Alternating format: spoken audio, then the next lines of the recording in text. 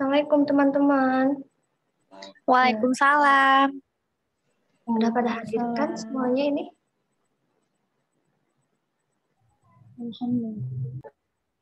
Ayo yang bisa on cam yuk. Biar rame. Dan jangan lupa ya teman-teman buat diisi presensinya. Perhatikan juga buat format sama hal yang harus diperhatikan kayak NIM sama namanya biar sesuai. Oke teman-teman.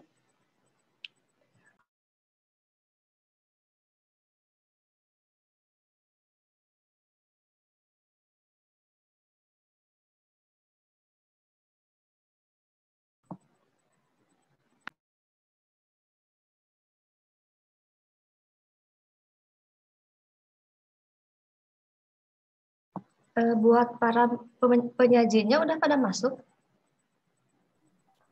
Sudah. Sudah Satu saya. lagi? Udah? Sudah. Oke. Saya udah. Oke, kalau begitu kita langsung aja ya. Biar mempersingkat waktu. Bismillahirrahmanirrahim. Assalamualaikum warahmatullahi wabarakatuh. Waalaikumsalam. Waalaikumsalam warahmatullahi wabarakatuh. Ya, alhamdulillahirrahmanirrahim. Segala puji kita haturkan kehadirat Ilahi Robi atas rahmat dan hidayatnya yang telah mempertemukan kita pada hari ini. Tepatnya pada hari Ahad, tanggal 11 April 2021. Dalam acara webinar tutorial SPY DPU Universitas Pendidikan Indonesia pada semester genap 2020-2021. Tak lupa salawat dan salam juga semoga senantiasa tercurahkan kepada baginda Rasulullah Shallallahu Alaihi Wasallam sebagai uswatun hasanah sepanjang masa, juga kepada keluarganya, sahabatnya, dan pengikutnya hingga akhir zaman. Amin ya robbal alamin. Perkenalkan teman-teman semua, nama saya Kamila Suci sebagai moderator di webinar 3 ini yang bertemakan penerapan Islamisasi sains dalam beragam disiplin ilmu. Dengan dosen narasumber yaitu Bapak Risris Hari Nugraha, MHAM, dan para penyaji kita yaitu Teh Agnia Ajani dari PG PAUD-A dan Teh Yesi Sofariah dari Pendidikan Geografi A. Nah, selanjutnya sebelum kita mulai webinarnya, akan ada jargon khusus webinar SPY ini. Udah tahu kan pastinya teman-teman semua, kalau misalkan nanti saya bilang webinar tutorial SPY, kalian akan menjawab kuliah cerdas, kerja ikhlas, selalu istiqomah, Allahu Akbar. Masih ingat kan ya teman-teman? Nah sekarang kita aktifkan mic-nya dulu yuk.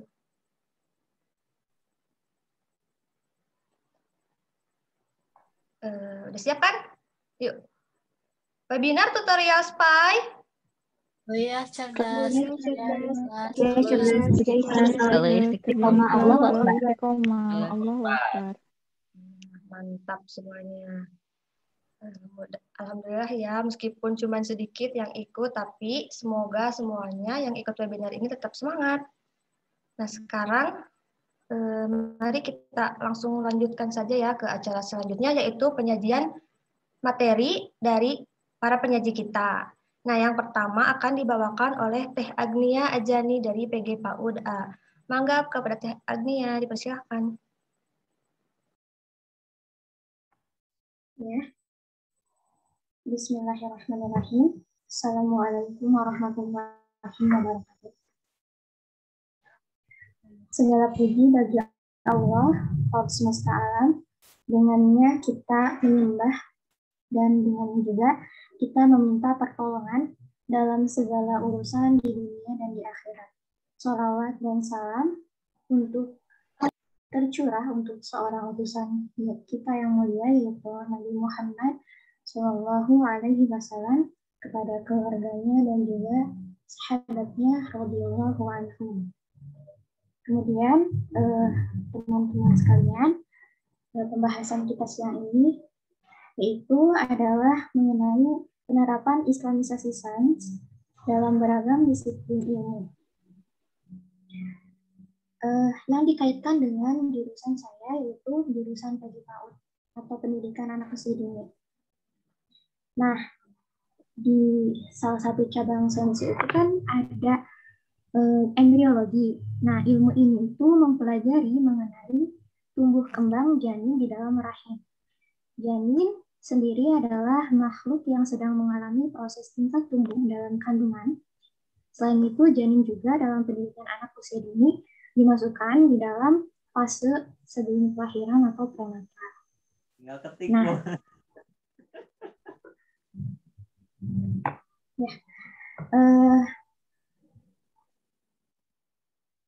firman Allah ya tentang penciptaan manusia itu ada pada Quran surat As-Sajdah ayat 7 sampai 10. Saya bacakan artinya ya. Yang membuat segala sesuatu yang dia ciptakan sebaik-baiknya dan yang memulai penciptaan manusia dari tanah. Kemudian dia menjadikan keturunannya dari saripati air yang hina, air mani. Kemudian dia menyempurnakan dan meniupkan ke dalam tubuhnya ruh ciptaannya, dan dia menjadikan bagi kamu pendengaran, penglihatan, dan hati. Tetapi kamu sedikit sekali bersyukur. Dan mereka berkata, apabila kami telah lenyap hancur di dalam tanah, kami benar-benar akan berada dalam ciptaan yang baru. Bahkan sebenarnya mereka ingkar akan menemui Rabbnya.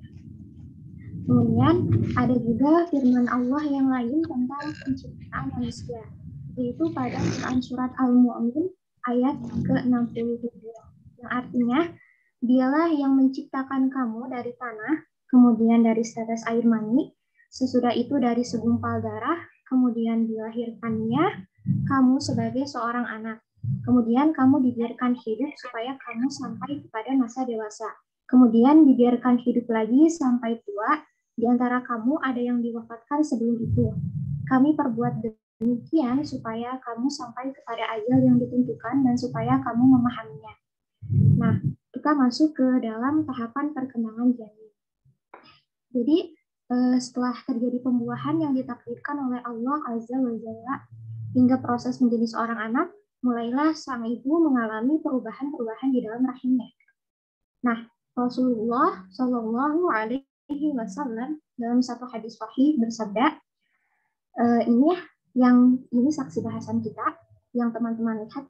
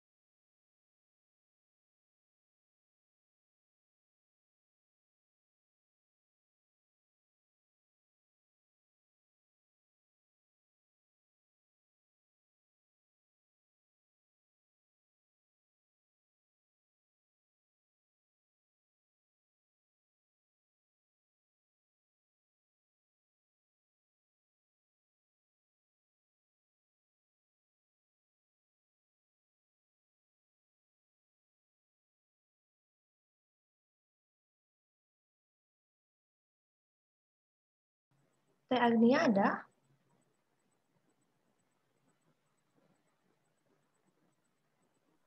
Checklist satu sepertinya Agnianya terlempar. Oh iya. Coba hubungi ya sama teman-temannya.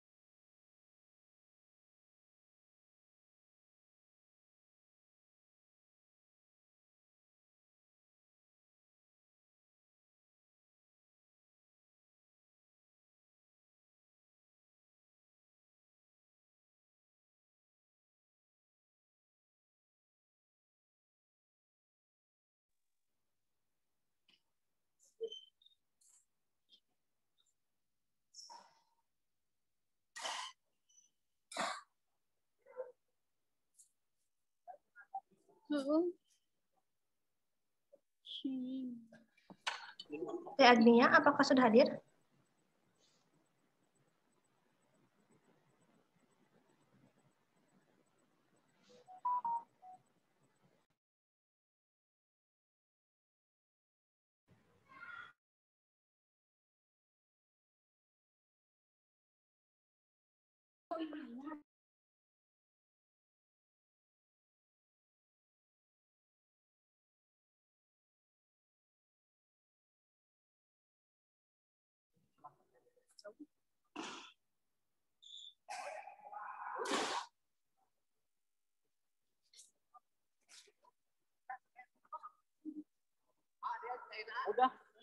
Udah.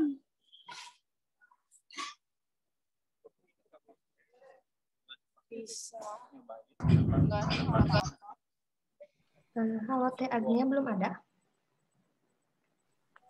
Sepertinya belum. Mungkin boleh saya lanjutkan saja. Nah, iya gitu aja dulu ya. Lanjut dulu aja. Maaf. Bisa dilihat hadisnya di sini ya, di penerapan Islamisasi sebagai disiplin ilmu. Nah, di sini sesungguhnya salah seorang di antara kalian dipadukan bentuk ciptaannya dalam perut ibunya selama 40 hari dalam bentuk mani, lalu menjadi segumpal darah selama itu pula selama 40 hari, lalu menjadi segumpal daging selama itu pula. Kemudian Allah mengutus malaikat untuk meniupkan ruh pada janin tersebut, lalu ditetapkan baginya 4 hal. Yang pertama ada rizkinya, azalnya, perbuatannya, serta kesengsaraannya dan keringanannya. Nah, itu dari hadis Nabi SAW. Selanjutnya, saat yang dinanti sepasang suami istri dari perwujudan buah cinta kasih sayang, yaitu seorang janin atau bayi. Nah, di sini ada firman Allah Subhanahu wa Ta'ala yang membuat segala sesuatu yang Dia ciptakan sebaik-baiknya, yang memulai penciptaan manusia dari tanah, kemudian Dia menjadikan keturunannya dari saripati air yang hina atau mani, kemudian Dia menyempurnakan dan meniupkannya ke dalam tubuhnya itu yaitu ruh, dan Dia menjadikan bagi kamu pendengaran, penglihatan, dan hati. Nah, tadi ini sudah dijelaskan oleh Teh Agnia ya dalam surat As-Sajdah ayat 7-10. Nah, tadi ada tahapan perkembangan janin. Saya ulangi lagi. Sesungguhnya salah seorang di antara kalian dipadukan bentuk ciptaannya dalam perut ibunya selama 40 hari. Nah, ini hadis yang tadi juga.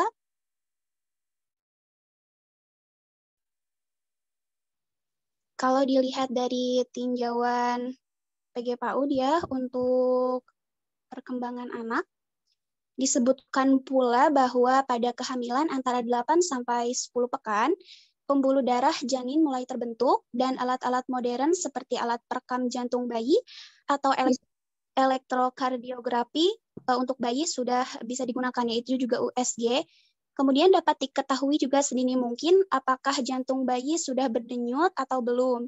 Nah, umumnya denyut jantung bayi ini dapat diketahui dan dicatat pada pekan ke-12 atau lebih kurang 84 hari, tetapi dengan alat sederhana baru terdengar pada kehamilan ke-20 pekan.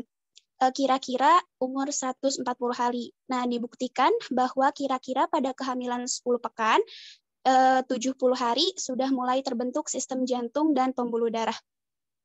Kemudian, sejak umur kehamilan 8 pekan, kira-kira 56 hari mulai terbentuk hidung, telinga, dan jari dengan kepala membungkuk ke dada. Setelah 12 pekan, telinga lebih jelas, tetapi mata masih melekat. Leher sudah mulai terbentuk, alat kelamin sudah terbentuk, tetapi belum begitu nampak. Kemudian baru setelah 16 pekan, alat kelamin luar terbentuk. Nah, ini untuk penerapan Islamic Science ya dalam berbagai disiplin ilmu, khususnya dalam pembentukan rahim pada bayi. Kemudian juga ada beberapa usia ya untuk pembentukan janin ketika di dalam kandungan. Nah, mungkin untuk ada kan beberapa pembentukannya, seperti terkadang seorang wanita yang positif hamil ini pembuahannya mengalami gangguan atau pembentukan janinnya ini tidak berlanjut, seperti keguguran atau kehamilan di luar kandungan yang disebut kehamilan ektopik. Nah, sebagai penutup mungkin Allah Subhanahu wa Ta'ala telah menciptakan seorang wanita yang secara fitrah berlainan dengan laki-laki. Dengan fitrahnya disiapkan seorang wanita yang siap untuk mengandung dan melahirkan, yang akhirnya akan mengasuh anak yang telah dilahirkan sebagai calon generasi penerus. Berkenaan dengan fitrahnya tersebut, wanita juga mendapatkan hukum-hukum tersendiri berkenaan dengan keadaan organ rahim yang dimilikinya, sehingga seorang wanita bisa berbeda dalam melaksanakan ibadah dikarenakan sebab hukum haid, nifas, istihadah dan terjadi pada dirinya ataupun sebab kehamilannya. Oleh karena itu kita harus merujuk pada ayat-ayat Allah Subhanahu wa Ta'ala dan sunnah Rasulullah Shallallahu Alaihi Wasallam serta para ulama fikih yang menuturkan mengenai hal ini dan juga yang telah membahasnya panjang lebar berkenaan kondisi fitrah seorang wanita. Wallahu a'lam bishawab. Mungkin itu saja yang bisa saya sampaikan. Mangga boleh dikembalikan ke moderator.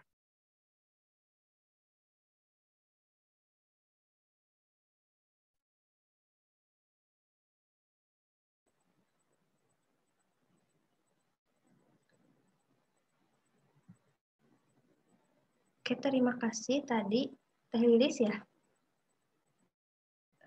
Sekarang dilanjutkan kepada penyaji kedua, yaitu Teh Yesi Sofariah dari Pendidikan Geografi A. Mangga kepada Teh Yesi. Ya, terima kasih Teh. Sebelumnya apakah suara saya terdengar? Terdengar. Bismillahirrahmanirrahim. Innalhamdalillah nahmaduhu wa nasta'inuhu wa nastaghfiruh wa na'udzubillahi min syururi anfusina wa min sayyiati a'malina may yahdihillahu fala mudhillalah wa may yudlilhu fala hadiyalah. Asyhadu an la ilaha illallah wa asyhadu anna Muhammadan abduhu wa rasuluh allazi la nabiyya ba'da amma ba'du. Selamat siang semuanya. Sebelumnya terima kasih untuk kesempatannya. Pertama-tama izinkan saya untuk memperkenalkan diri. Nama saya Yesi Sofariah dari jurusan Pendidikan Geografi. Pada kesempatan ini, saya akan menyajikan mengenai penerapan Islamisasi sains dalam beragam disiplin ilmu yang dikaitkan dengan geografi. Kita sebagai umat Islam tentunya tahu bahwa manusia itu tidak hanya harus beriman, tetapi juga harus berilmu. Namun kadang-kadang gitu kita itu hanya mendominasikan salah satunya. Oh iya Teh, sebelumnya mohon maaf saya tidak bisa menyalakan kamera karena koneksinya kurang stabil gitu. Nanti takutnya keluar di tengah jalan. Iya tidak apa-apa. Lanjutkan aja ya. Siap. Sebagaimana kita tahu bahwa Islam itu bukan hanya sebuah agama, tapi Islam itu juga sebuah doktrin tentang peradaban. Nah, di dalam ayat Al-Quran pertama yang diturunkan, yaitu Quran Surat Al-Alaq ayat 1, Allah sudah memerintahkan umat manusia untuk memberdayakan akal pikirannya. Iqra bismi rabbikal ladzi khalaq. Bacalah dengan menyebut nama Tuhanmu yang menciptakan. Yang mana kemudian ayat tersebut menjadi dasar dari perintah untuk mendalami ilmu pengetahuan. Karena buah dari membaca itu adalah diperolehnya ilmu pengetahuan. Selain itu, di dalam Al-Quran juga terdapat banyak sekali ayat yang memberikan dorongan kepada umat Islam untuk mengembangkan ilmu pengetahuan. Salah satunya di dalam Quran Surat Al-Mujadalah ayat 11. Yang artinya, niscaya Allah akan meninggikan orang-orang yang beriman di antaramu dan orang-orang yang diberi ilmu beberapa derajat. Nah, dalam ayat ini Allah menjamin akan memberikan pahala bagi orang-orang yang menuntut ilmu serta meninggikan derajat orang-orang yang beriman dan berilmu. Kemudian berkaitan dengan tema kita hari ini, Islamisasi ilmu pengetahuan. Islamisasi ilmu pengetahuan ini muncul sebagai solusi terhadap permasalahan yang cukup serius di kalangan umat Islam sendiri, yaitu sesuatu yang mungkin kita kenal sebagai dikotomik, yaitu pemisahan antara ilmu agama dengan ilmu pengetahuan umum. Dikotomik ini merupakan dampak dari adanya paham sekularisme yang disebarkan oleh bangsa Barat. Padahal gitu ya, dalam Islam itu sebenarnya tidak ada yang namanya pemisahan ilmu pengetahuan, tapi yang ada hanyalah pengklasifikasian ilmu pengetahuan. Namun dalam faktanya gitu, umat Islam sendiri salah mengartikan konsep pengklasifikasian ilmu pengetahuan tersebut. Jadi sebagian besar dari kita itu memahami bahwa sains itu bersifat modern. Ilmu pengetahuan itu berkembang seiring dengan berkembangnya zaman. Sedangkan ilmu agama itu bersifat stagnan atau tidak berkembang gitu. Lalu karena kita terbiasa memisahkan antara ilmu pengetahuan dengan agama, dampaknya itu adalah tidak adanya tidak adanya ruh Islam dalam ilmu pengetahuan yang kita miliki.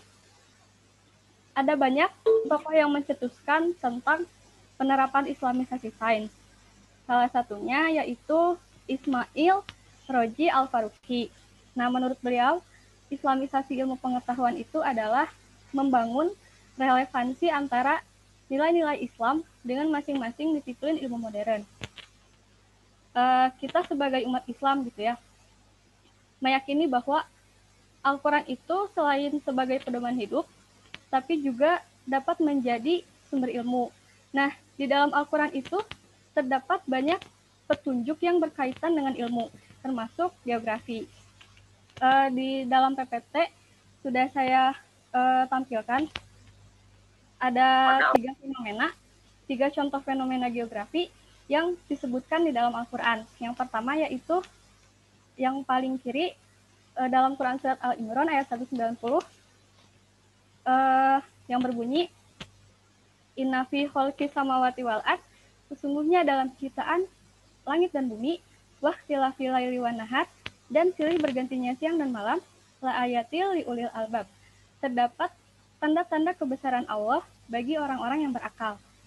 Di dalam ayat ini Allah menyebutkan suatu peristiwa, yaitu silih bergantinya siang dan malam, yang mana kalau dalam geografi itu kita ketahui bahwa bergantinya siang dan malam itu merupakan salah satu dampak dari pergerakan bumi pada porosnya, atau disebut juga dengan rotasi bumi. Nah, kemudian kata Allah, di dalam peristiwa tersebut terdapat tanda-tanda kebesarannya bagi orang-orang yang berakal. Maksudnya adalah orang-orang yang menggunakan akal pikirannya untuk mencari tahu relevansi dari peristiwa rotasi tersebut dan manfaatnya untuk kehidupan kita. Ya, kebayang gitu ya kalau misalnya nggak ada rotasi. Mungkin bisa jadi setiap hari itu siang atau malam gitu. Sehingga mungkin tidak akan ada waktu untuk manusia atau makhluk lain untuk beristirahat. Kemudian yang kedua, rotasi bumi juga memiliki manfaat lain gitu. Misalnya dengan kita mengetahui rotasi bumi itu, kita dapat mengetahui bilangan waktu yang nantinya dapat kita gunakan untuk menentukan waktu sholat. Kemudian selanjutnya ada contoh dari Quran Surat Fussilat ayat 37. Di dalam Quran Surat Fussilat ayat 37, kata Allah, dan dari sebagian tanda-tandanya adalah adanya malam dan siang, serta adanya matahari dan bulan. Janganlah kamu sujud kepada matahari dan bulan, tetapi sujudlah kepada Allah yang menciptakan keduanya. Jadi, di dalam ayat tersebut itu menjelaskan mengenai kewajiban umat Islam untuk sholat khusuf dan kusuf atau sholat pada gerhana matahari dan gerhana bulan. Selanjutnya di Quran surat Al-Baqarah ayat 189 Allah bilang, mereka bertanya kepadamu tentang hilal atau bulan sabit. Katakanlah bulan sabit itu adalah penentu waktu bagi manusia dan bagi penentuan waktu ibadah. Nah, mungkin kalau hilal itu sudah nggak asing lagi gitu ya. Sebentar lagi juga kita akan menghadapi bulan Ramadan di mana akan mendengarkan sidang isbat. Nah, sidang isbat itu kita ketahui bahwa dasarnya itu adalah perhitungan hisab dan ruqyat. Nah, ruqyat itu pengamatan untuk hilal atau bulan sabit muda yang menjadi penentu awal dari bulan Hijriah. Kalau dalam geografi itu berkenaan dengan fase-fase bulan seperti itu. Kemudian, kalau menurut pendapat saya pribadi gitu ya, Islamisasi ilmu itu berarti mengislamkan segala sesuatu yang ada dalam jiwa, akal, dan hati kita, agar kita sebagai manusia dapat menyadari status, peran, fungsi, dan tujuan dari penciptaan kita di dunia, di mana status kita tinggal di dunia itu adalah sebagai hambanya Allah. Terus, dalam Quran surat Al-Baqarah ayat 30, Inni ja'ilun fil ardi khalifah, Allah menyebutkan bahwa tugas dan peran kita adalah sebagai khalifah atau wakilnya Allah. Termasuk salah satunya menjadi seorang khalifah untuk menegakkan nilai Islam dalam mengembangkan ilmu pengetahuan. Jadi, setiap langkah kita dalam menuntut ilmu itu harus didasari dengan kesadaran tentang peran, status, dan tujuan kita tersebut. Jadi, kita meyakini bahwa tugas kita untuk menuntut ilmu itu adalah perintahnya Allah. Terus tujuannya pun untuk beribadah kepada Allah. Ketika kita memperoleh suatu pengetahuan yang kemudian didasari dengan keimanan yang kokoh, maka akan sangat berpengaruh pada tindakan dan perilaku kita, sehingga nantinya akan terbentuk amal soleh. Karena saat seseorang hamba dianugerahi kedalaman ilmu, maka dia akan semakin merasa bahwa dirinya itu tidak ada apa-apanya di hadapan Allah, sehingga menuntut ilmu itu seharusnya mendekatkan kita kepada Allah, bukan malah sebaliknya. Jadi, antara ilmu agama dengan ilmu pengetahuan itu tidak dapat dipisahkan. Mungkin cukup sekian yang dapat saya sampaikan. Mohon maaf apabila masih terdapat banyak sekali kekurangan. Saya kembalikan lagi kepada moderator.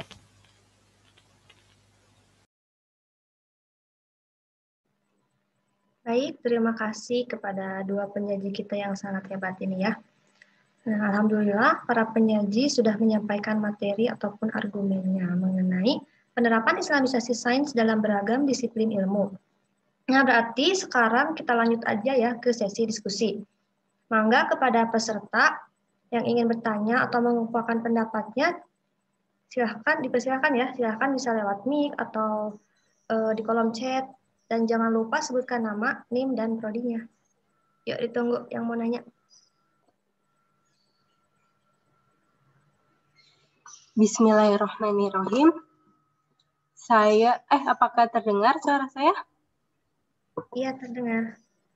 Saya Fadila Puspaiwari dengan NIM 1800966 dari Program Studi PG PAUD 2018A, izin bertanya kepada penyaji pertama.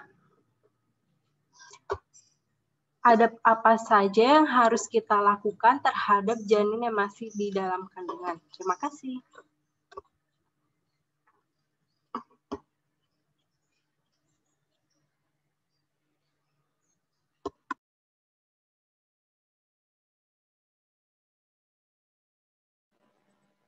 Oke, terima kasih. Kita keep dulu ya 3 pertanyaan. Mangga silakan 2 lagi yang mau bertanya. Saya Teh. Iya, mangga. Assalamualaikum warahmatullahi wabarakatuh. Waalaikumsalam warahmatullahi wabarakatuh. Saya Messi Sofiani dengan NIM 1800231 dari Pendidikan Seni Musik. Akan bertanya kepada penyaji kedua. Saya pernah mendengar di ayat Al-Quran, tapi lupa ayat mana dan surat apa dan berapa, bahwa bumi itu dikelilingi oleh dinding-dinding yang sangat tinggi. Nah, terus saya juga pernah melihat adanya konspirasi teori bumi datar. Bagaimana menurut Anda, apakah ayat tersebut berhubungan dengan teori konspirasi bumi datar atau bahkan itu salah? Karena sejauh yang sudah kita pelajari bahwa bumi itu adalah bulat. Terima kasih. Baik, sama-sama. Oke, satu lagi. Yuk, yang mau nanya satu lagi.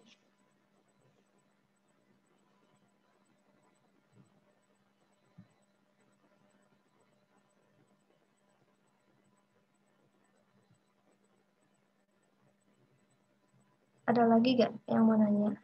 Yuk, nanya aja mau.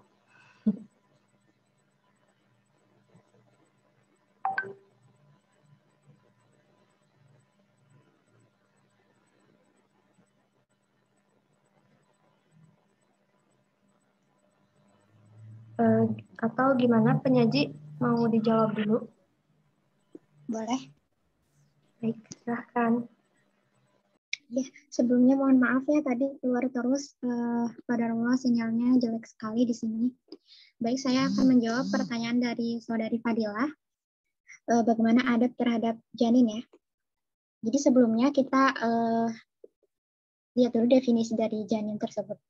Janin itu merupakan al-waladu madama fil batan, anak selama masih dalam kandungan ibunya. Nah, disebut janin karena masih tidak terlihat dan tersembunyi. Pengertian senada juga tercantum dalam Kamus Besar Bahasa Indonesia atau KBBI yang menyebutkan pengertian bakal bayi yaitu masih dalam kandungan. Nah, kemudian apa aja sih adab-adab kita terhadap janin atau perhatian yang perlu kita jaga terhadap janin itu? Ternyata kita lihat dari sebelum kita perempuan mengandung gitu. Nah, yang pertama ada larangan zina. Allah Azza wa Jalla telah memberitakan bahwa nasab merupakan anugerah agung bagi para hambanya. Allah Azza wa Jalla berfirman dalam Quran Surat Al-Furqan ayat ke-54 yang artinya, dan dia pula yang menciptakan manusia dari air, lalu dia jadikan manusia itu punya keturunan dan musaharah dan adalah Rabbmu Maha Kuasa. Di antara maqasid atau tujuan-tujuan luhur syariat Islam memelihara an-nasab keturunan dan garis pernasaban. Atas dasar itu Islam melarang perzinahan, melontarkan tuduhan zina dan hukuman yang berat atas dua perbuatan di atas.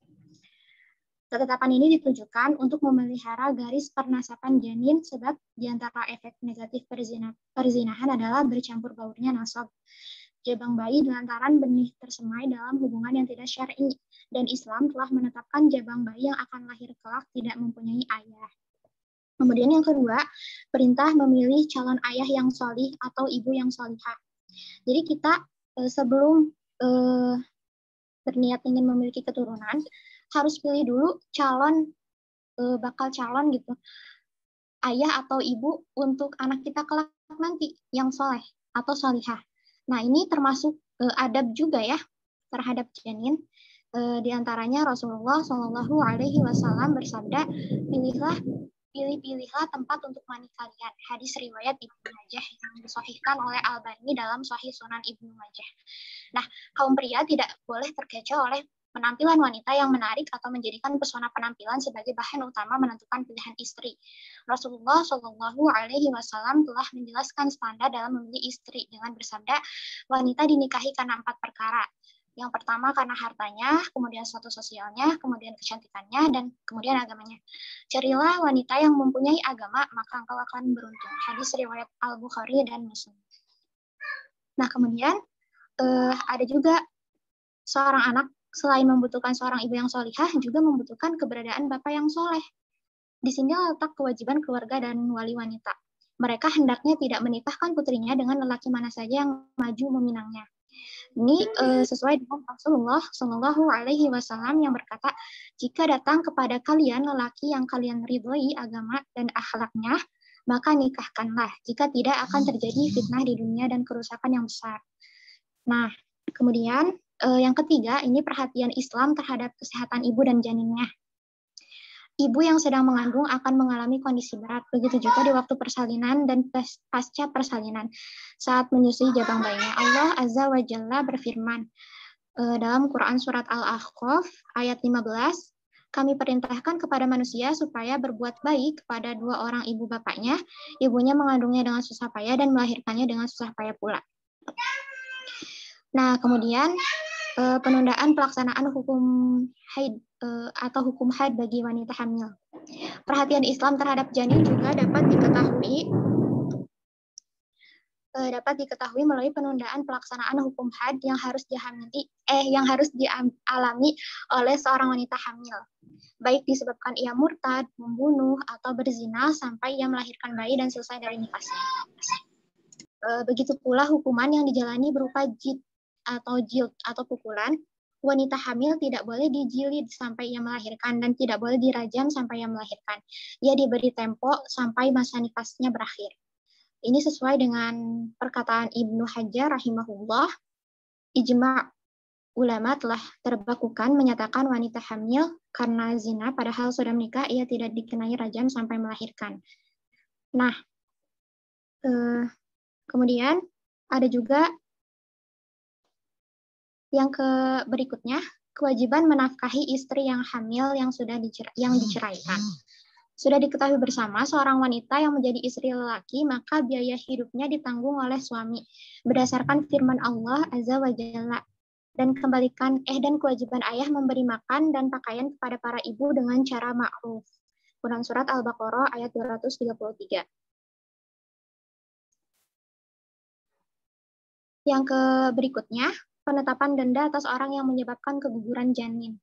Apabila dilakukan ta'dif, pelaksanaan sanksi hukuman terhadap seorang wanita yang tengah hamil sampai mengakibatkan keguguran, maka si penghukum berkewajiban memerdekakan budak lelaki atau perempuan. Dalam Sahihain, Rasulullah Shallallahu Alaihi Wasallam memutuskan kewajiban memerdekakan budak sahaya lelaki atau perempuan dalam perkara keguguran kandungan, muttafaqun alaih. Nah, kemudian hak waris janin. Hak waris janin juga bila memenuhi dua syarat maka akan memulai bagian dari harta warisan. Yang pertama, ada kepastian hidupnya janin pada waktu kematian orang yang akan diwarisi kekayaannya, bapak misalnya. Kemudian yang kedua, terlahir dalam keadaan hidup dengan memenuhi syarat-syarat lain yang ada dalam ilmu warisan. Rasulullah Shallallahu Alaihi Wasallam bersabda, jika anak terlahir dalam keadaan hidup maka ia memperoleh hak warisan. Nah, ini ya kesimpulannya, Islam sangat menaruh perhatian atau adab terhadap kelangsungan hidup umat manusia. Nyawa dalam Islam mahal harganya, tidak seperti pada bangsa Barat yang katanya sangat menjunjung hak asasi manusia. Mereka justru menginjak-injak hak hidup bangsa lain, apalagi kaum muslimin. Ini kian menunjukkan betapa indahnya Islam dan sebaliknya alangkah buruknya wajah hak asasi model Barat. Karena ya Masya Allah ya, kita alhamdulillah di Islam itu diberikan aturan-aturan yang memberikan maslahat bagi kita sendiri. Mestinya umat manusia sedunia menjadikan Islam sebagai pandangan hidup dan panutan. Allahu a'lam bishawab. Terima kasih. Wassalamualaikum warahmatullahi wabarakatuh. Alhamdulillah, Masya Allah ya, jawabannya keren sekali. Nah, bagaimana Fadila? Apakah sudah terjawab? Alhamdulillah sudah, terima kasih. Baik, selanjutnya Teh. Gimana? Mau dijawab sekarang? Ya Teh, terkait pertanyaan yang kedua gitu. Tentang ayat yang menjelaskan tentang bumi yang dikelilingi oleh dinding-dinding. Barusan saya sudah searching gitu ya, tapi karena keterbatasan mungkin tidak menemukan. Sependek pengetahuan saya gitu ya, kalau berkaitan dengan bumi datar, sebenarnya sudah terbukti dari Quran Surat Al-Imran ayat 190 tentang pergerakan bergantinya siang dan malam atau dampak dari rotasi bumi gitu. Jadi rotasi bumi itu sendiri sudah mengisyaratkan bentuk dari bumi gitu. Kalau misalkan bumi itu bentuknya datar, berarti kan dia tidak berputar. Tapi kalau misalnya bumi bentuknya bulat, maka dia akan berputar pada porosnya dan terjadilah siang dan malam. Nah, terus tahu saya gitu, kalau dalam flat earth itu pergantian siang dan malam itu diibaratkan posisi mataharinya sama seperti lampu belajar yang ditempatkan pada sisi ujung meja, pada sisi ujung sebuah meja. Jadi seperti komedi putar gitu ya, si matahari di atas, tapi dia berputar di satu tempat, tapi hanya menerangi sebagian tempat, sedangkan tempat yang lain itu tidak gitu. Nah terus logika dari bumi datar juga dari jarak pandang kita gitu. Baik, misalkan kalau misalnya bumi datar, ketika kita sedang naik manjat pohon gitu ya, mungkin yang kita lihat pohon-pohon yang di depan kita itu ukurannya bakal sama gitu, ketinggiannya bakal sama, tapi berbeda gitu kalau misalnya kita, kalau misalnya bumi itu bentuknya bulat, ketika kita sedang manjat pohon tinggi, nah kita bakal ngelihat bahwa semakin tinggi kita memanjat, semakin jauh juga pandangan kita gitu. Jadi ketika kita manjat pohon, ukuran pohon itu tidak akan sama gitu, tapi kelihatan lebih jauh. Seperti itu. Mungkin dari teman-teman yang lain ada yang mau menambahkan? Boleh menambahkan? Enggak teh. Boleh enggak? Ya. Saya izin menambahkan ya, dari di sini ada pendapat perbedaan pendapat ya. Ada yang mengklaim ijma bumi itu bulat seperti Syekhul Islam Ibnu Taimiyah yang telah berkata Imam Abdul Husain Ibnu Munandi rahimahumullah, termasuk ulama terkenal dalam pengetahuannya terhadap asar-asar dan kitab-kitab besar pada cabang-cabang ilmu agama, yang termasuk dalam Tobaqoh atau tingkat kedua ulama dari pengikut Imam Ahmad. Tidak ada perselisihan di antara para ulama bahwa langit itu seperti bola. Beliau juga berkata, demikian pula mereka telah sepakat bahwa bumi ini dengan seluruh pergerakannya, baik itu di daratan maupun lautan, seperti bola. Beliau juga berkata lagi, dalilnya adalah matahari, bulan, dan bintang. Bintang tidak terbit dan tenggelam pada semua penjuru bumi dalam satu waktu, akan tetapi terbit dari timur dahulu sebelum terbit ke barat. Kemudian juga sama dengan Ibnu Hazm rahimahumullah, dia berkata, para imam kaum muslimin yang berhak mendapat gelar imam radhiyallahu anhum tidak mengingkari bahwa bumi itu bulat, tidak pula diketahui dari mereka yang membantah sama sekali, bahkan bukti-bukti dari Al-Quran dan As-Sunnah membuktikan bahwa bumi itu bulat. Ibnu Qayyim Al-Jauziyah berkata, bahkan alam semesta dan bumi bentuknya adalah bola. Demikian juga penjelasan bahwa cahaya bulan berasal dari pantulan sinar matahari dan gerhana bulan terjadi karena cahaya bulan terhalang oleh bumi yang terletak antara bulan dan matahari. Nah, demikian juga pendapat bahwa beberapa ulama kontemporer seperti Syekh Abdul Aziz bin Baz, Syekh Muhammad bin Al-Utsaimin, dan ulama lainnya. Nah, beberapa pendapat ulama lainnya juga mengklaim bahwa bumi itu datar seperti sebentar. Nah, ini mengambil dalil dari Al-Quran ya. Tapi yang pertama, yang mengklaim bumi itu datar seperti Al-Qotni Al-Andalusi dan dalam kitab Nuhiyahnya, yaitu telah berbohong ke ilmuwan dan astronom yang semisal mereka mengklaim atas ilmu Allah. Bumi menurut mereka bulat, mereka bergandengan dengan pendapat ini. Bumi menurut ahli ilmu agama adalah datar dengan dalil yang jelas dari Al-Quran, demikian juga dalam tafsir Jalalain ketika menafsirkan. Dan bumi bagaimana ia dihamparkan, yaitu surah Al-Wasiyah ayat 20. Dijelaskan bahwa zahir ayat bumi itu sutihat menunjukkan bumi itu sathiyah, yaitu bulat. Dalam tafsiran dijelaskan makna sutihat zahirnya menunjukkan bahwa bumi itu datar dan dijelaskan oleh ulama bukan bulat sebagaimana dikatakan oleh ahli astronom. Nah, kesimpulannya ini merupakan ijma ya para ulama, ada yang berkata bumi itu bulat dan bumi itu datar. Sebenarnya tidak ada dalil yang tegas dalam Al-Quran dan Sunnah yang mengatakan bahwa bumi itu bulat atau datar, Kemudian juga klaim ijma yang tadi saya sampaikan, bahwa bumi itu bulat dan ada pendapat beberapa ulama yang menyelisihi klaim ijma tersebut. Akan tetapi klaim ijma ulama tentu lebih dipertimbangkan karena klaim ijma diangkat oleh ulama yang sangat kompeten seperti Ibnu Taimiyah, Ibnu Qayyim, dan Ibnu Hazm. Kemudian permasalahan apakah bumi itu bulat atau datar bukanlah masalah akidah. Jadi memang bukan permasalahan utama, tidak layak bagi kaum muslimin. Banyak ya yang terpecah bumi ini bulat atau datar. Nah, ini sebenarnya tidak pantas karena ini bisa menimbulkan saling mencela, saling menyindir, dan bermusuhan dalam rangka mendukung pendapatnya. Mungkin itu saja dari saya. Barakallahu fikum. Wassalamualaikum warahmatullahi wabarakatuh. Waalaikumsalam warahmatullahi wabarakatuh. Terima kasih atas tambahannya, Teh. Bagaimana? Teh Messi, apakah sudah terjawab? Sudah, Teh Asa. Alhamdulillah sudah cukup. Baik, terima kasih, Teh. Bagaimana yang lain? Apakah ada pertanyaan lagi?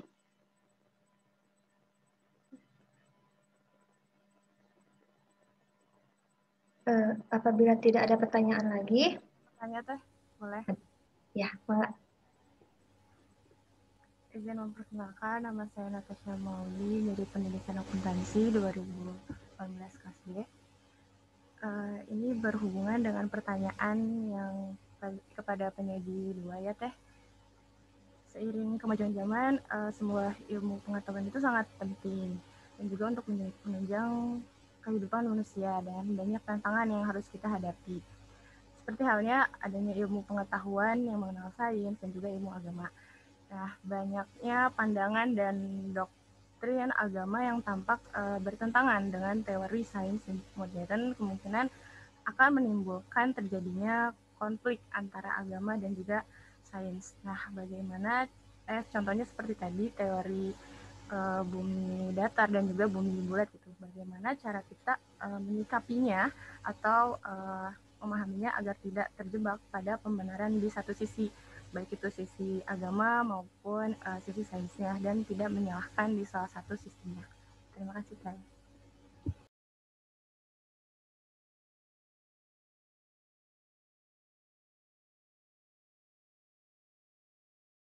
Baik, terima kasih. Apakah tadi sudah dapat ditangkap pertanyaannya untuk pemateri kedua?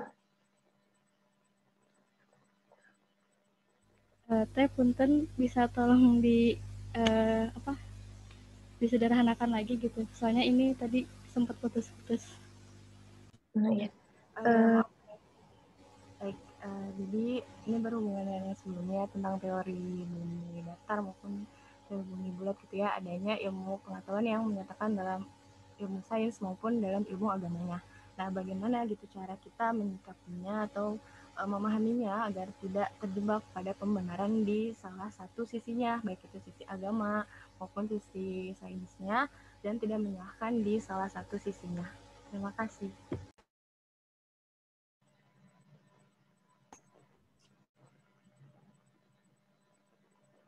Pertanyaannya kayak gini bukan? Jadi bagaimana cara membenarkan tapi tidak menyinggung salah satu pihak? Betul tidak, Natasha? Iya, seperti itu Teh, agar tidak terjebak juga gitu di salah satu sisinya. Terima kasih Teh. Terima kasih sudah jelas. Oke, Teh Yasi bagaimana, sudah dapat dipahami? Sudah Teh. Terima kasih pertanyaannya. Kalau menurut saya gitu ya, mungkin tadi juga udah disebutkan sih bahwa kalau menurut saya islamisasi ilmu itu. Teh, suaranya putus-putus. Sebenarnya mungkin tadi udah sedikit disinggung juga ya. Sebenarnya islamisasi ilmu itu berarti mengislamkan segala sesuatu yang ada dalam jiwa, akal, dan hati kita gitu.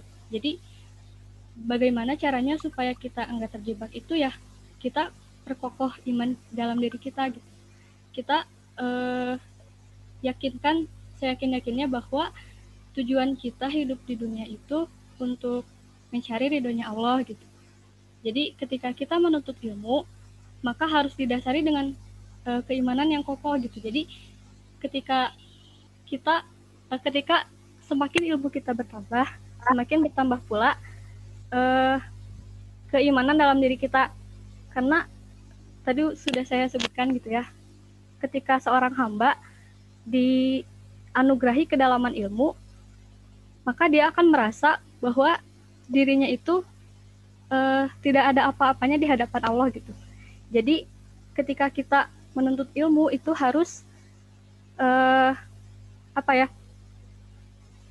ketika kita menuntut ilmu itu harus didasari dengan keimanan.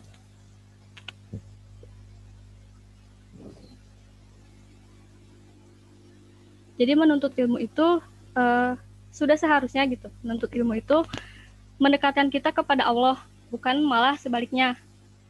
Misalnya ini ya, di geografi. Kita belajar tentang fenomena-fenomena alam gitu. Nah, dari sana kan kita tahu ternyata banyak sekali tanda-tanda kebesaran Allah gitu yang terdapat di Al-Quran. Jadi ya begitu sih sebenarnya mah, ketika kita menuntut ilmu terus mendasarinya dengan keimanan, maka tidak akan terjebak, insya Allah tidak akan terjebak di antara ilmu agama ataupun ilmu pengetahuan umum. Mungkin ada yang mau menambahkan lagi. Terima kasih.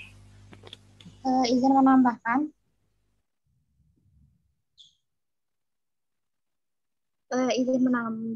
Saya Agnia dari PG PAUD. Ya Teh, boleh, enggak? Iya, jadi ini saya dapatkan dari seorang ustaz sekaligus seorang dokter juga ya. Namanya Ustadz Dr. Raihanul Bahrain dalam ceramahnya Hafizahullah Ta'ala bahwa ilmu kedokteran atau dalam hal ini sains gitu, itu tuh bukanlah dalil, melainkan ilmu yang menguatkan apa yang sudah sahih. Jadi sumber pengetahuan utama kita tuh sebenarnya adalah Al-Quran, lalu dikuatkanlah oleh sains ilmu kedokterannya. Jadi kebenaran Al-Quran itu tidak dapat diragukan, ditambah dengan penelitian-penelitian para ilmuwan setelahnya yang meneliti fenomena-fenomena alam yang menjadi bukti mengenai kebenaran Al-Quran. Jadi tentu mungkin apakah kita harus mengikuti Al-Quran atau ilmuwan? Tentu saja kita harus mengikuti Al-Quran. Kemudian si ilmuwan itu tuh menguatkan saja apa yang sudah ada dalam Al-Quran tersebut. Nah, seperti itu. Mungkin singkatnya ya. Nah, ya seperti itu Teh. Terima kasih.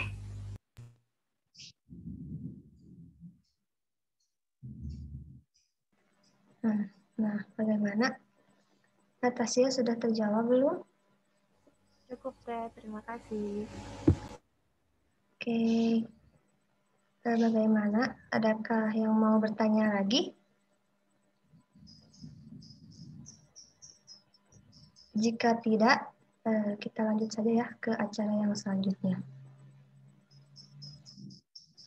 Alhamdulillah para penyaji tadi sudah memaparkan diskusinya mengenai penerapan Islamisasi sains dalam beragam disiplin ilmu. Nah, mari sekarang kita langsung saja ke dosen narasumber kita, Bapak Rizlis Harinugraha MHAM.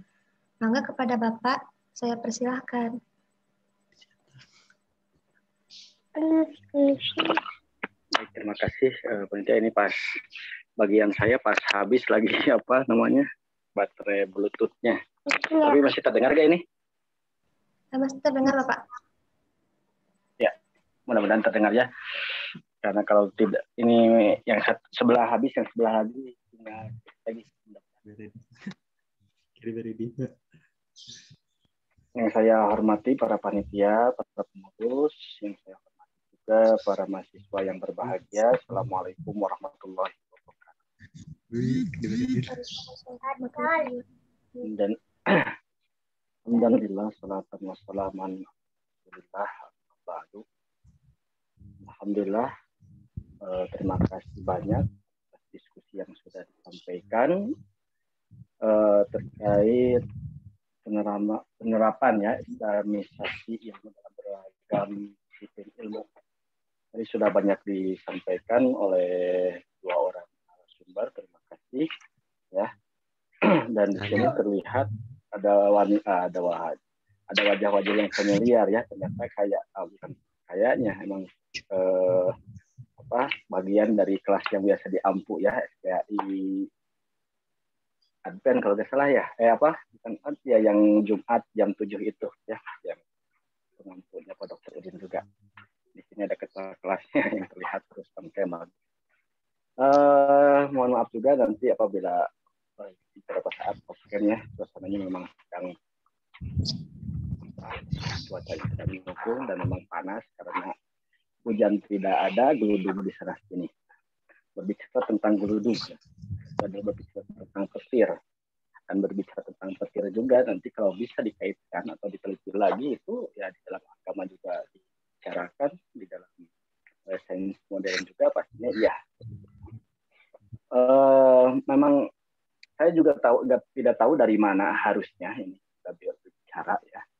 Saya tidak ada PowerPoint, bukan sengaja ya, memang saya jarang pakai PowerPoint, hanya aja kalau kelas saya ya. Kalaupun ada karena memang itu suatu keharusan dari para panitia misalnya. Saya tidak tahu harus berbicara dari mana ya terkait dengan tema ini, Islamic Science ya, Islamic Science. Sains di sini juga beragam pendapat ya. Apakah sains yang kita ambil dari kata yang tulisannya itu SCIENCE ya, sains juga itu kan dibacanya ya seperti sains serapan dari bahasa Inggris.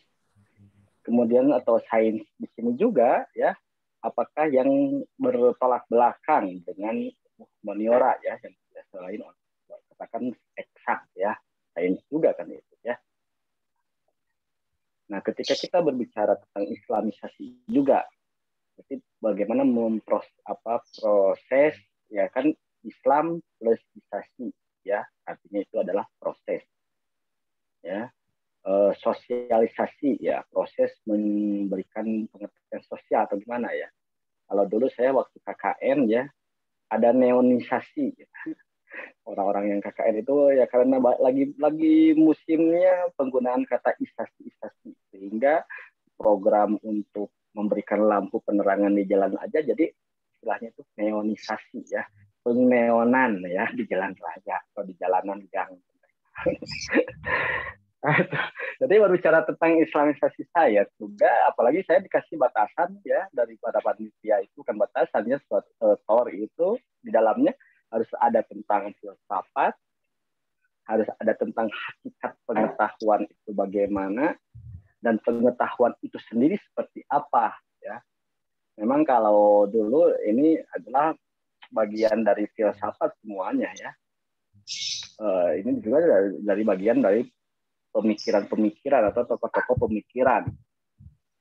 Dan ini adalah objek ya atau kajian yang memang sering didiskusikan dan diangkat di dalam Fakultas Usuluddin dan Pemikiran Islam. Itu adanya di kami ya di UIN. Saya alumni UIN, satu dari keduanya. Memang ini sesuatu yang memang dibicarakan dan memang memusingkan. Kenapa? Karena harus mengetahui teori utama dulu ya, dasar konsep utamanya dulu.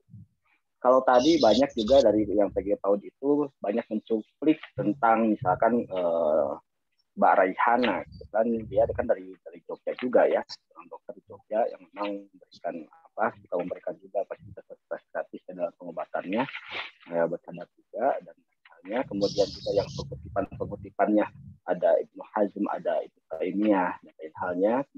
Nah itu kecenderungannya justru walaupun seorang dokter misalkan Raihana ya, tetapi kalau yang pengutipan yang tadi kecenderungan justru bukan menolak ya, bagian dari yang tidak terlalu senang pada Islamisasi sains ya, Islamisasi sains. Kenapa? Karena ya ada argumen-argumen tertentu.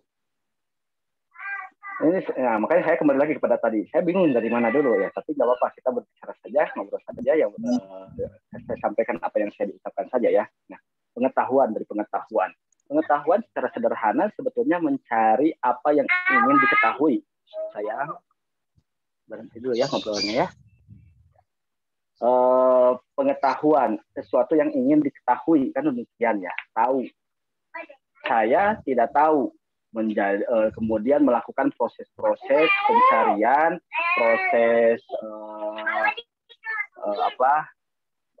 perjalanan atau proses mencari sehingga tahu. Nah, itu menjadi pengetahuan, kan begitu ya. Jadi segala sesuatu yang manusia ketahui sebagai hasil dari proses mencari tahunya, pengetahuan. Saya ingin tahu, sekarang banyak mahasiswa baru. Kemarin saya hari Sabtu juga ngantor ke UPI ya. Banyak orang yang datang ke kampus, motornya banyak. Dan di sana yang ditanyakan apa? Ingin mengetahui tempat ujian itu di mana. Ujian SBMPTN ya kalau nggak salah. Nah, ada yang di gedung EPIPS, ada yang di gedung EPSD, ada yang di gedung EPED dan lainnya. Saya bentar ya, komunikasi. Bapak kerja dulu, sama Adi dulu. Kenapa? Oke, amang di Bapak, ya. Bapak menuju kerja. Mohon maaf. Apa yang ingin ketahui tempatnya. Nah, mereka tidak tahu. Ketika kemudian mereka mencari, datang untuk survei lokasi agar nanti pas ujian itu tidak tersesat tempatnya dan tepat waktu datangnya, maka dia mencari. Nah, hasil pencarian kemudian tahu gedung masing-masing gedungnya, berarti itulah pengetahuan. Nah, saya maksudkan di sini adalah di sini ya. Mohon maaf, memang kalau berbicara kata saya tadi, kalau ini berhubungan dengan filsafatnya ya, sehingga memang kalaupun siang-siang diajak mikir ke sana kemari, ngobrolnya ke sana kemari, ya pusing ya wajar aja, karena itu bagian berpikir. Karena kata René Descartes gitu kan, tulisannya René Descartes ya, Descartes itu berbicara, aku berpikir maka aku ada ya. Ketika kita tidak berpikir, maka kita tidak akan ada. Selama kita ada, maka akan terus ada berpikir ya. Hanya saja berpikir itu bisa yang gampang dicerna atau yang tidak gampang dicerna. Nah, kembali lagi kepada pengetahuan. Jadi segala sesuatu yang ingin manusia ketahui sebagai hasil dari apa atau dari proses yang dicarinya itulah sebetulnya adalah pengetahuan ya. Nah, di dalam pengetahuan juga sering dikaitkan dengan namanya ilmu ya, ilmu. Kalau ilmu biasanya pengetahuan yang tersusun ya, matematik, rasional dan lainnya.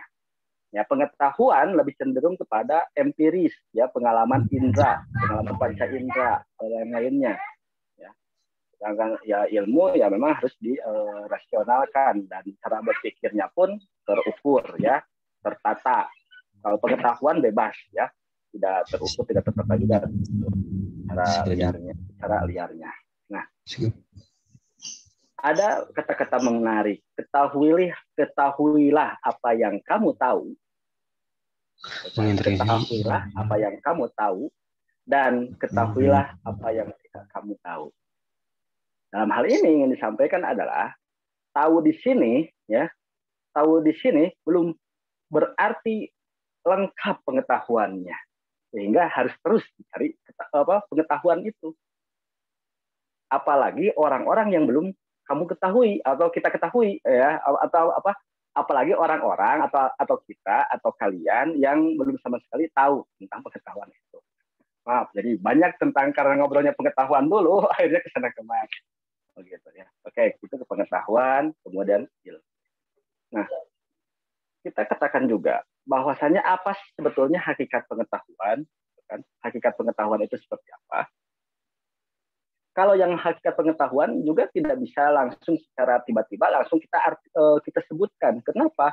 Karena tadi kaitannya, apakah kita umat Islam ini, apakah cendekiawan, apakah ilmuwan muslim itu setuju tidak terhadap islamisasi sains? Ya, makanya ingin juga disampaikan bahwasanya hakikat pengetahuan, kalau sains itu kita artikan ilmu pengetahuan, beragam juga pendapatnya. Kan? Ada kelompok-kelompok yang dinamakan idealisme, ya. Ada juga kelompok-kelompok yang dinamakan empirisme. Kemudian juga ada positivisme dan pragmatisme.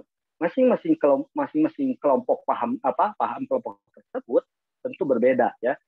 Dari kata idealisme saja, misalkan, ya, yang pahamnya idealis itu seolah-olah gambaran pengetahuan itu adalah gambaran subjektivitas, ya, psikologi, ya, mental yang memang bisa digambarkan secara nyata atau tentang kenyataan. Ya, maka kalau yang namanya kalau istilahnya tidak tampak kenyataan, berarti itu tidak bisa juga dianggap sebagai ilmu pengetahuan. Empirisme, ya, empirisme itu kan pengalaman indera, ya. Maka pengalaman indera itu bisa menjadi sesuatu sumber atau dinamakan sebagai hakikat pengetahuan. Itu juga beda ya bagi kalangan empirisme.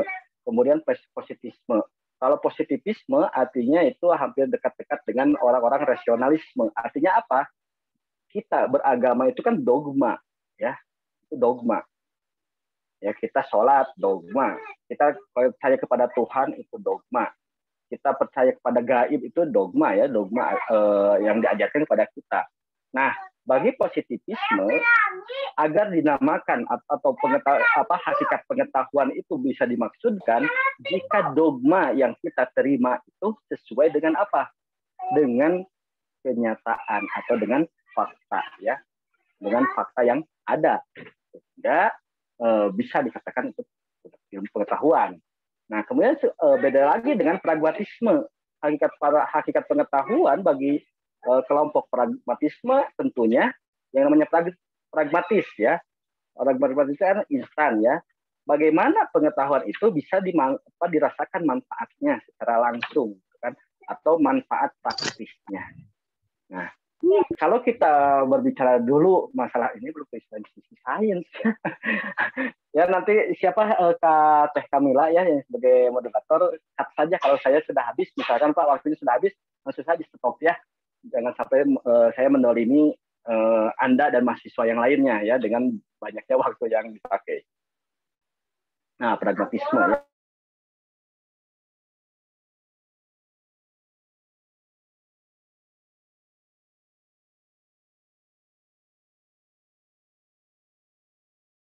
Itu. Jadi ada manfaatnya.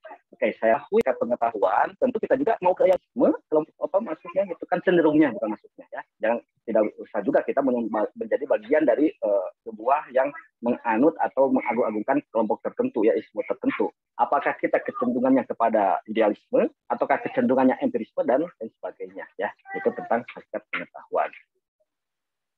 Kemudian kalau kita berbicara tentang Islamisasi sains, ya. Islamisasi sains. Memang ini ada poin ketiga dan poin keempat, bagaimana langkah-langkahnya, bagaimana tujuan-tujuannya. Tetapi sebetulnya sebelum ke tujuan dan kepada langkah-langkah, tentu juga harus tahu secara utuh dulu apa itu. Ini anak ketiga malahan bukan juga, ya. Harus tahu dulu seperti apa Islamisasi sains. Ya, sayang, Papa lagi ngajar dulu, ya. Main dulu sama AA sama Teteh, ya. Ya, sudah. Ya. Karena Islamisasi sains ini walaupun berkembang dan mulai ramainya tahun 70-an, ya. Itu tahun 70-an, sehingga kita kenal dengan tokoh-tokohnya tadi sudah disebutkan oleh kelompok oleh penyaji kedua, ya. Misalkan di sana ada Ismail Roji Al-Faruqi, kemudian juga ada Naqib Al-Atas, kemudian juga ada Ziyadin Sardar dan Said Hussein Nasr. Misalkan itu tokoh-tokoh yang memang terkenal dalam Islamisasi sains, ya. Nah, Islamisasi sains ini kalau berbicara apa yang kita bicara oleh pemateri itu sudah pada konteks praktisnya memang jelas, ya. Tetapi sebetulnya di dalam tataran wacana juga ini belum selesai, ya. Itu belum selesai tentang Islamisasi sains. Kalau secara harfiah saja, tentu Islamisasi sains berarti proses mengislamkan, ya, ilmu pengetahuan, ilmu apapun itu. Kan? Makanya tadi ada muncul dikotomi. Nah, tetapi harus lebih jelas dulu, ya, dari hal definisi. Nah, kita ngambil dulu terkait dengan apa yang tadi disampaikan oleh kelompok 2, misalkan ada materi kedua, misalkan terkait Islamisasi sains. Kalau Al-Faruqi menjelaskan yaitu mengislamkan disiplin ilmu ya, kemudian menghasilkan referensi-referensi terkait disiplin ilmu modern ya dalam wawasan keislaman. Jadi di sini ada integrasi ya, ada integrasi. Nah, inilah yang menjadi cikal bakal kenapa, mohon maaf ya, saya menyinggung-nyinggung terus UIN. Kenapa ada UIN? Kalau dulu IAIN ya, Institut Agama Islam. Kalau Institut Agama Islam fokus kajiannya pasti tentang keislaman ya, tentang keagamaan. Tetapi ada proses perubahan, transformasi dari IAIN ke UIN itu karena salah satunya itu ada wacana terkait apa? Integrasi. Nah, inilah integrasi yang dimaksudkan oleh Al-Faruqi, yaitu adanya pemahaman bahwasanya setiap disiplin ilmu itu bisa diberikan gambaran-gambaran dalam konteks wawasan keislaman. Ya, ketika berbicara tentang geografi tadi yang disebutkan, apakah itu bumi datar, apakah itu bumi bulat, bagaimana? Kalau di kalangan fisika, misalkan ada teori Big Bang, gitu ya. Kalau di tataran geologi, geologi misalkan tentang apa? Gunung-gunung itu seperti pasak atau seperti paku ya, yang menguatkan bumi, ataupun nanti ada pertemuan dua air, yang satu tawar dengan yang satu asin gitu kan. Nah, itu pun adalah bagian dari integrasi, apa? Dimasukkan ayat-ayatnya. Oh, ini sudah ada ayat-ayatnya. Nah, bagi kelompok orang yang bagi kelompok yang memang cendekiawan yang mendukung tentang Islamisasi sains, tentu langkahnya itu adalah dari mana? Dari ayat Al-Quran dulu, kemudian dikaji, dipahami, dan dikembangkan lewat riset serta penelitian, sehingga menghasilkan bukti-bukti yang memang bisa dirasionalkan secara fakta ilmiah melalui kajiannya ya.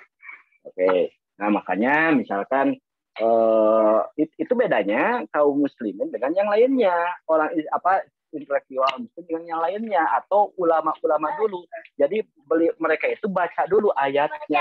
Oh, ini ada ayat tentang misalkan tadi janin, ya, ayat yang disampaikan oleh PGG PAUD ada tentang janin. Apakah benar ya? Itu prosesnya lewat sperma, kemudian juga bercampur dengan dari ovarium, kemudian juga membentuk suatu gumpalan dan seterusnya. Nah, ketika diteliti ternyata benar. Nah, itu berarti dari ayat dulu ya. Tapi beda dengan ilmuwan barat. Kalau ilmuwan barat biasanya dari fakta dulu, dari gejala alam dulu. Kenapa ada fenomena begini? Kenapa ada fenomena begitu? Kemudian menariknya dapat memberi satu dorongan hidayah, energi spiritual. Maka tidak jarang ya peraih Nobel ya, profesor-profesor ilmuwan barat yang pada akhirnya masuk Islam. Kenapa? Karena hasil kajiannya yang mendalam tersebut menghasilkan atau menghubungkan ya terkait ciptaan-ciptaan Allah yang sudah ada tanda-tanda itu di dalam ayat Al-Quran. Nah, ini baru dari integrasi. Jadi saya sudah tidak kondusif lagi ya. Ternyata memang tadi saya janjinya sampai 14.30 karena itu setengah 3 ini udah pada nunggu. Ya mohon maaf sekali lagi, ini sudah tidak kondusif menagih janji main dengan bapaknya. Oke, sayang keluar dulu ya, Bapak sebentar lagi ya. Oke. Baik ya, keluar lah ya, sedap ya sayang. Nah, mohon maaf. Kemudian juga bisa juga ya islamisasi di sini diartikan dengan upaya menghubungkan kembali ilmu pengetahuan dengan agama ya. Sebetulnya hampir sama ya, itu disampaikan oleh siapa? Hana ya. Nah, memang di dalam hal ini ya saya tersingkat lagi aja karena waktu ya. Tentang islamisasi sains gampang kalau kita melihat dari huruf saja terlak ya, bahasa kamus ya, islamisasi itu adalah proses bagaimana memberikan khazanah atau wawasan agama, wawasan keislaman di dalam apa? Di dalam sains. Sains di sini kita artikan secara gampangnya lah, supaya kita tidak pusing, adalah kepada ilmu ilmu-ilmu yang di sana ada sebagai dogma atau yang rasional. Dalam hal ini sains modern ya. Sehingga betul jangan ada dikotomi lagi ya. Karena memang tidak ada dikotomi sebetulnya ya. Ilmu apapun itu bersumber dari kalau kita yang beragama memahaminya, ilmu apapun itu bersumber dari Tuhan ya. Bersumber dari wahyu ya.